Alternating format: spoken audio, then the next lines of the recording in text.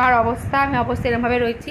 তো আমি সব রেডি করে রেখেছি গোছাবো বলে, সব একদম মানে আমি একদম ভাজ ঠাজ করে রেডি করে রেখেছি, কারণ সৌম্য গোছাবে। ওর কথা হচ্ছে যে তুই পারবি না, আমি পারবো, ও পারবে আমি পারবো না, তো গোছাক। তো ওই জন্য সব রেডি হচ্ছে এখানে। এখন কালকে যেহেতু বেরোবো, তার কারণে পুরো একদম সব এখন কী বলবো, দেখো আমি তোমার দেখাই, আমি দেখো এখানে সব আমার সব ব্যাগ, সব আমার সানগ্লাস সব, আমি আমার জামা কাপড় সব আমি সুন্দর করে এক এক করে পার করে রেখেছি, ও ঢোকাবে। তো hello guys, welcome to my channel. তো আজকে আমি তোমার সাথে একটা নতুন ব্লগ শেয়ার করতে চলেছি। তো তোমরা যখন শুনলে ফার্স্টেই সৌম্য বললো যে এত কিছু জিনিসপত্র নেওয়া যাবে না। হ্যাঁ, ওর কথা হচ্ছে এত জিনিসপত্র নেওয়া যাবে না, খুব অল্প লাগেজ করতে হবে, খুব অল্প জিনিসপত্র নিতে হবে।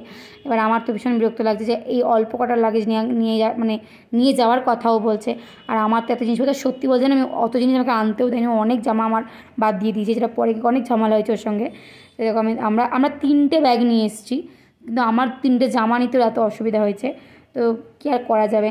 আর আমরা এখন চলেছি স্টেশনে, বর্ধমান স্টেশনে রয়েছি, আর এখানে মা এসছে আমার সঙ্গে। তো আমরা আজকে বেরোচ্ছি, দূরের একটা রাস্তায় যাব, ঠিকঠাকভাবে যেন পৌঁছাই। তোমরাও প্রে করো যে আমি ঠিকঠাকভাবে সুস্থভাবে থাকতে পারি, ঠিক আছে, আর এনজয় করতে পারি যেখানে যাচ্ছি, সেটা যেন আমি এনজয় করতে পারি। আর দেখো এই একটা ব্যাগ, এই ব্যাগটা, লাল ব্যাগটা আর এই ব্যাগটা, ঠিক আছে, 3টে ব্যাগ। তো এই ভেবেছিলাম, আমি সময় করেছিলাম যে এই লাল ব্যাগটা আর এই ব্যাগটা, এই দুটো নেওয়া হবে। আর এই যে ব্যাগটা আছে, ছোটো ব্যাগটা, মানে যেটা ওই সিলেক্ট কালারের ব্যাগটা, আমি বললাম যে ওই ব্যাগটা আমাকে দিস, ওটা আমি আমার সব জিনিসপত্র নেব। কিন্তু ও প্রচুর ঝামেলা করলো। দেখো আমাদের নটাঙ্কি হচ্ছে এখানে। আমার বন্ধু আমার সঙ্গে যাচ্ছে, দুজন মিলে অনেক এনজয় করবো। তো আমাকে কেমন লাগছে দেখো, আমি, মা, শোভা যাচ্ছে যেহেতু আমার সঙ্গে, তো অনেক এনজয় করবো শোভার সাথে, বুঝতে পারছো। বান্ধবী যাচ্ছে, একদম চেনা পার্সন আমার সঙ্গে যাচ্ছে, তো অনেক শোভাকে কী সুন্দর লাগছে, একদম বিউটি। অবভিয়াসলি অনেক সুন্দর দেখতে, তোকে সুন্দর লাগবেই। আর এর মধ্যেই কথা বলতে বলতে চলে এসছে আমাদের ট্রেন।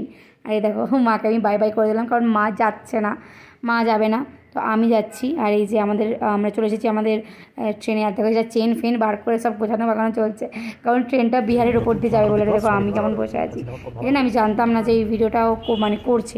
পরে না ভিডিও করছিস বল আমাকে, আমি তো একটু পোজ দিই। তো আমরা এখন আছি ধানবাদে, সারাদিন ট্রেনেই কেটে যাচ্ছে আমাদের। বর্ধমান থেকে মোটামুটি 1:32 ট্রেনটা ছেড়েছে, একদম টাইমে ছিল। তারপর আমরা ওই 2:30 3:30 নাগাদ একটু কফি নিয়েছি, কফি খাবো বলে। আমি নিয়ে একটু, বুঝতেই পারছো ট্রেনের মধ্যে কফি নিয়ে একটু স্টাইল না মারলে হয়তো, দেখো স্টাইল মারছি, পোজ মারছি। আমরা এভাবে চলতে লাগলাম। আর তারপর সন্ধ্যে যাওয়ার পর আমরা খাওয়া দাওয়া শুরু করে দিয়েছি। রাতে ডিনারের পর করে নিয়েছিলাম 9টার মধ্যে, 9:30 মধ্যে করে নিয়েছিলাম, তারপর শুয়ে পড়েছিলাম। তো তোমাদেরকে দেখাই ডে 2তে আমি কি করলাম। মোটামুটি 40 ঘন্টা ট্রেনে কাটিয়েছি। একটা ভিডিওতে এত বড় দিন, মানে এত ঘন্টা কভার করা সম্ভব নয়, তাই আমি 2টো ব্যাক টু ব্যাক ভ্লগ নিয়ে আসবো। তো এটা যে ডে 1 ইন ট্রেন কীভাবে কাটলো তোমার সাথে শেয়ার করলাম। দেখাবে নেক্সট মিনি ভ্লগে। Bye by.